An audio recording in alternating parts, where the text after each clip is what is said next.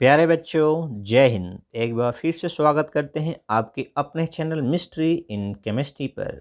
आइए स्टार्ट किया जाए आज का सेशन। इस सेशन में क्वेश्चन नंबर 11 से लेकर 20 तक आंसर के साथ साथ रीजन भी देखेंगे। तो क्लास 12th का सॉल्यूशन चैप्टर बहुत सरल है, फिर भी आपकी तैयारी कैसी है आप खुद अपना टेस्ट ले सकते हैं या इस एमसीक्यू को करके अपना स्कोर खुद चेक कर सकते हैं। तो आप अपना स्कोर कमेंट बॉक्स में लिख सकते हैं। तो चलिए स्टार्ट किया जाए आज का सेशन। ध्यान से पढ़ते हैं, ऑप्शन को करेक्ट करते हुए आगे बढ़ते हैं। चलिए पहला क्वेश्चन है। पहला क्वेश्चन में in comparison to 0.01 molar solution of glucose the depression in freezing point of 0.01 molar MgCl2 solution is space को फिल करना है। तो क्या कह रहा है, ग्लूकोज और MgCl2 दोनों का कंसंट्रेशन सेम है और उसमें कह रहा है कि डिप्रेशन फ्रीजिंग पॉइंट का रिलेशन क्या होगा। तो आप जानते हैं कि डिप्रेशन फ्रीजिंग पॉइंट एक कोलिगेटिव प्रॉपर्टीज है। अब कोलिगेटिव प्रॉपर्टीज क्या होता है, नंबर डिपेंडेंट होता है। कोलिगेटिव प्रॉपर्टीज क्या होता है, नंबर डिपेंडेंट प्रॉपर्टीज है। जिसमें ज़्यादा नंबर उसका कोलिगेटिव प्रॉपर्टीज अधिक। तो डिप्रेशन फ्रीजिंग पॉइंट किसमें अधिक होगा और कितना टाइम्स होगा। तो आप जानते हैं ग्लूकोज डिसोसिएट नहीं होता, इसके मोलर जो 1 मोल लेंगे तो वो सोल्यूशन में जाने पे 1 मोल ही रहेगा। लेकिन MgCl2 इलेक्ट्रोलाइट है, ये डिसोसिएट होकर आयन में टूट जाता है। तो कितने आयन टूटेंगे, ये एक Mg2 प्लस आयन और 2 क्लोराइड आयन, यानी टोटल नंबर आयन्स की संख्या कितनी होगी, 3। तो ग्लूकोज की तुलना में ये कितने आयन्स देगा, 3। तो नंबर डिपेंडेंट प्रॉपर्टीज के हिसाब से ये कितने टाइम्स डिप्रेशन फ्रीजिंग पॉइंट करेगा, 3 टाइम्स, अबाउट टू 3 टाइम्स। तो ऑप्शन किस में दिया है 3 टाइम्स, ऑप्शन नंबर 3rd में। तो ऑप्शन नंबर 3rd क्या हो जाएगा, इसके लिए सही ऑप्शन हो जाएगा। ठीक है, ओके। नेक्स्ट 12वां क्वेश्चन, ध्यान से पढ़ते हैं, ऑप्शन को करेक्ट करते हैं। चलिए, an unripe mango placed in concentrated salt solution to prepare pickle shrivels because. अच्छा, ये क्वेश्चन हो गया। तो आप जानते हैं कि जब अचार बनाया जाता है तो अचार में जो पानी होता है, आम में जो पानी होता है उसको बाहर निकालना ज़रूरी होता है, नहीं तो वो फंगस लगने लगेगा। तो इसको क्या करते हैं, साल्ट सोल्यूशन को गाढ़ा करके इस पर पुताई कर देते हैं या उसमें डिप कर देते हैं। तो इससे क्या होता है, अचार जो कच्चे आम का पानी निकल जाता है। तो वो निकल जाता है किस के प्रोसेस के थ्रू निकलता है, ऑस्मोसिस के प्रोसेस के थ्रू निकलता है। अच्छा, अंदर से बाहर जाता है तो ये एक्जो ऑस्मोसिस है, एक्जो ऑस्मोसिस होता है। लेकिन यहाँ एक्जो इंडो की बात नहीं कर रहा है, वो कह रहा है कि कौन सा ऑप्शन करेक्ट होगा जो वैकेंट स्पेस में भरा जाएगा। तो मैंने कहा कि बाहर निकालना है, तो lose water due to osmosis. Option number देख रहे हैं चौथा, इसके लिए करेक्ट ऑप्शन हो जाएगा। ठीक है, यदि कोई पानी अंदर जाता है तो इंडो ऑस्मोसिस और बाहर आता है एक्जोऑस्मोसिस। ठीक है, लेकिन प्रोसेस होता है ऑस्मोसिस। चलिए, ऑप्शन नंबर क्या हो जाएगा, 4th 12वें के लिए। चलिए नेक्स्ट क्वेश्चन, 13 क्वेश्चन कह रहा है, at a given temperature osmotic pressure of a concentrated solution of a substance. किसी सब्सटेंस का कोई कंसनट्रेटेड सोल्यूशन है और किसी गिवन टेम्परेचर पर उसका ऑस्मोटिक प्रेशर, जो ऑप्शन दिए गए उसके हिसाब से आपको करेक्ट करने हैं। तो क्या कह रहा है ऑप्शन में, is higher than that a dilute. तो आपको मैं बता दूं पहले कि 2 सोल्यूशन यदि है, एक डाइल्यूट है और दूसरा कंसनट्रेट है, तो दोनों का ऑस्मोटिक प्रेशर की यदि बात किया जाए, osmotic pressure of dilute, osmotic pressure of concentrate, तो कंसनट्रेट वाले का क्या होता है, अधिक होगा। इसका ऑस्मोटिक प्रेशर अधिक होता है कंपेयर टू डाइल्यूट, ये जनरल नियम है।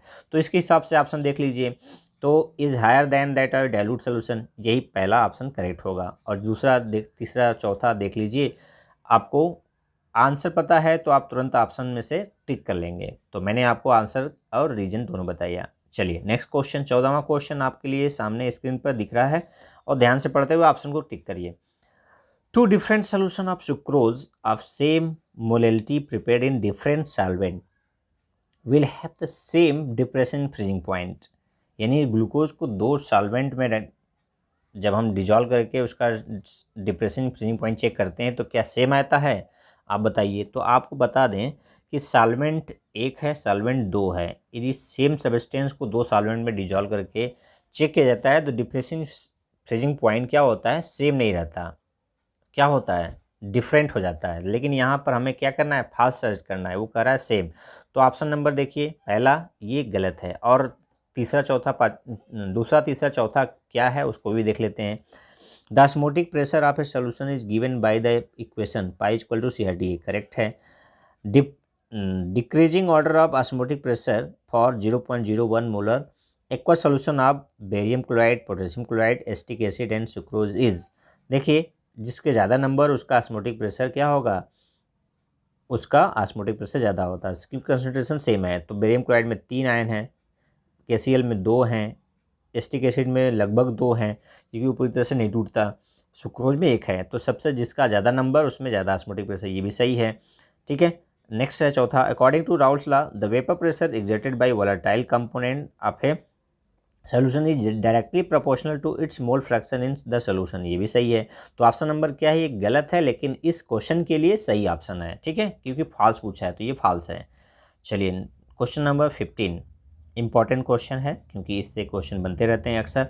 कह रहा है क्या, the value of van't Hoff factor for KCl, NaCl, K2SO4 respectively are. यानी KCl आप जान रहे हैं कि वांट हैव फैक्टर I, यदि हम मान लेते हैं कि इलेक्ट्रोलाइट पूरी तरह से डिसोशिएट होते हैं तो जितने आयन देंगे उसके लिए उसका I यानी वांट हैव फैक्टर उतना हो जाएगा। तो KCl कितना आयन देंगे, 2, NaCl 2, पोटेशियम सल्फेट 3। तो ये पूछ रहा है कि रिस्पेक्टिवली, तो रिस्पेक्टिवली में क्या क्या है, 2 2 3। तो किस ऑप्शन में 2 2 3 है, ऑप्शन नंबर सेकेंड में 2 2 3 है, ठीक है। फिर से मैं बता दे रहा हूँ, KCl कितने आयन देंगे, 2, क्योंकि एक पोटेशियम आयन एक क्लोराइड आयन, दूसरे में Na+Cl- 2, पोटेशियम सल्फेट में 2 पोटेशियम आयन है और 1 सल्फेट आयन है, तो टोटल कितने हो जाएंगे, 3 आयन। तो ये 2 2 3 रिस्पेक्टिवली पूछ रहा है क्रम से, तो ऑप्शन नंबर सेकेंड क्या हो जाएगा, करेक्ट हो जाएगा 15वें के लिए। चलिए क्वेश्चन नंबर 16 ध्यान से पढ़ते हैं। फॉल्स पूछा है, which of the following statement is false. ध्यान रखिए जब फॉल्स ट्रू पूछे तो फॉल्स पूछा है कि ट्रू हो, उसको देखते हुए आप ट्रिक करेंगे। Units of atmospheric pressure and osmotic pressure are the same, बिल्कुल सही है।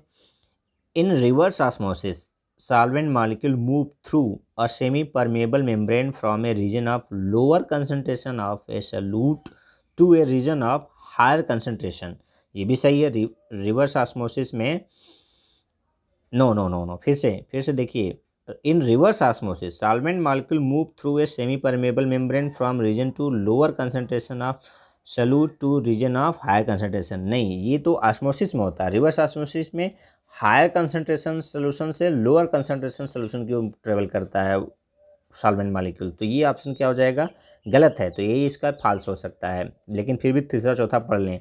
तीसरा कह रहा है the value of molar depression constant depend on the nature of solvent, ये सही है।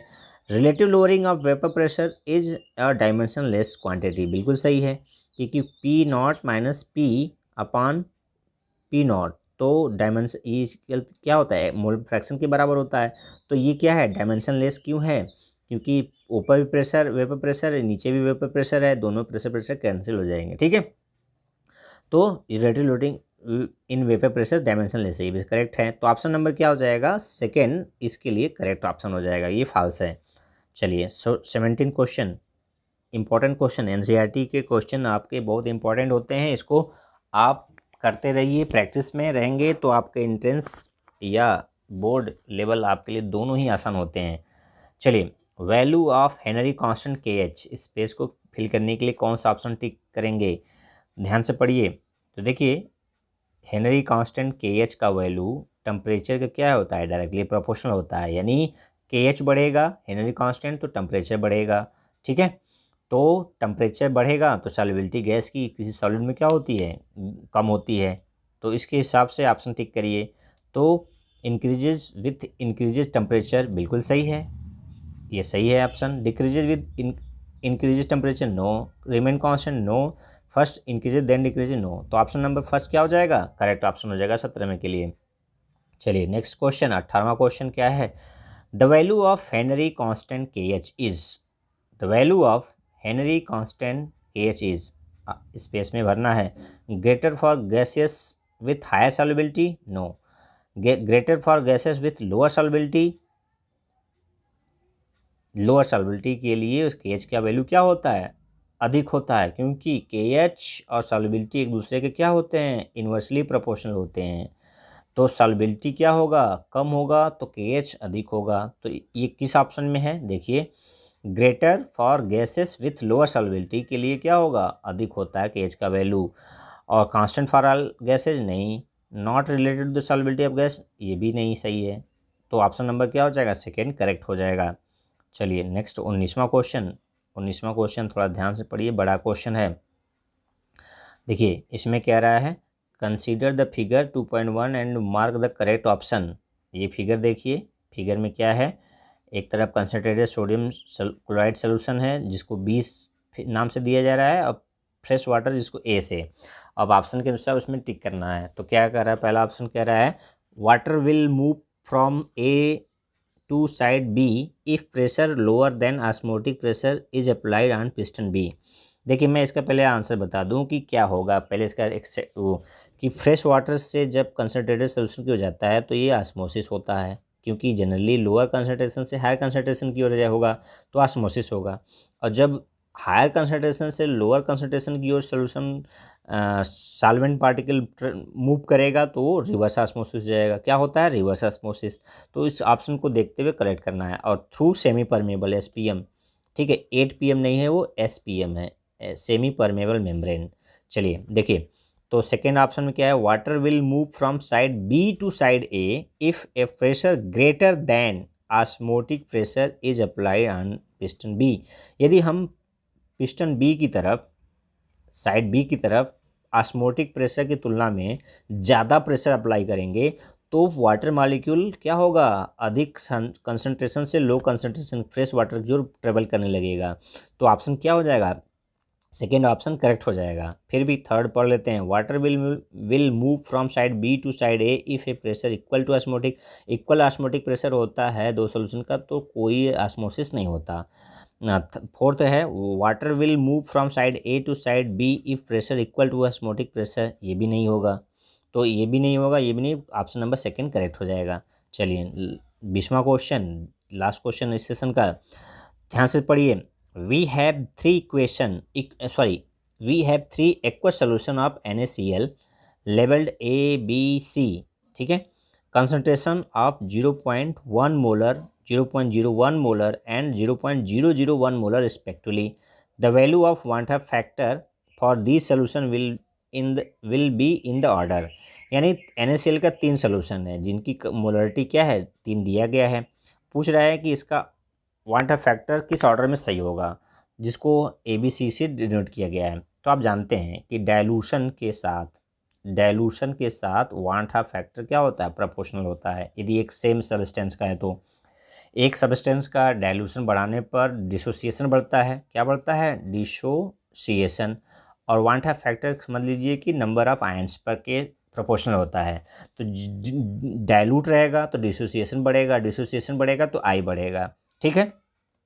तो सबसे डाइल्यूट जो होगा उसका वांट फैक्टर सबसे अधिक होगा, उससे जिसका कम होगा वो कम होगा। तो सबसे सुटेबल ऑप्शन कौन सा होगा, ABC। पहला ऑप्शन देखिए कि ABC, ठीक है, सब में I फैक्टर इन्वॉल्व है, ठीक है।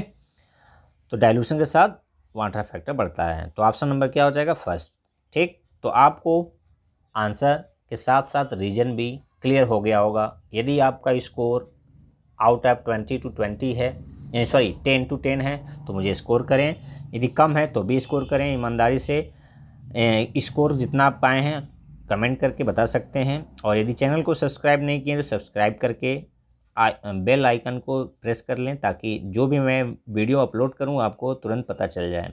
तो आइए इसी क्वेश्चन के साथ ये सेशन समाप्त होता है। जय हिंद, जय भारत।